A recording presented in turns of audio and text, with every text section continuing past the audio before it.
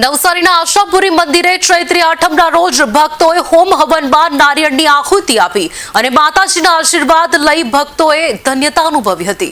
ચૈત્રી માસની નવરાત્રીનું ધાર્મિક દ્રષ્ટિએ ઘણું મહત્વ હોય છે। આઠમના રોજ વર્ષોથી અહીં હોમ હવન કરવામાં આવે છે। હોમ હવનમાં દર્શનાર્થે મોટી સંખ્યામાં ભાવિક ભક્તો ઉમટી પડ્યા હતા। ખાલી તમને બધાને કહેવો છે શ્રીફળ આખા સાલ ગુજરાતની અંદર કોઈ જગ્યાએ હવન થતું નથી। બધા નાળિયેર હવન કરે છે, પરંતુ આ શ્રીફળ સંપૂર્ણ ફળ આપનારું આ જે છે મા લક્ષ્મી જે છે તેમનું વાસ્તુ છે। એટલા માટે સંપૂર્ણ રિદ્ધિ સિદ્ધિ દેનાર બધાની મા આશાપુરી બધાની આશા પૂર્ણ કરે એ હેતુથી આ નાળિયેર જેને આપણે બોલીએ પરંતુ શ્રીફળનો હવન આપણે કરીએ છીએ। જય માતાજી, જય આશાપુરી। કથાઓ અનુસાર બ્રાહ્મણ એક હતા જે નવરાત્રીના 9 દિવસ માટે આ માતાજીનું અનુષ્ઠાનની એમણે પ્રણય રાખી હતી।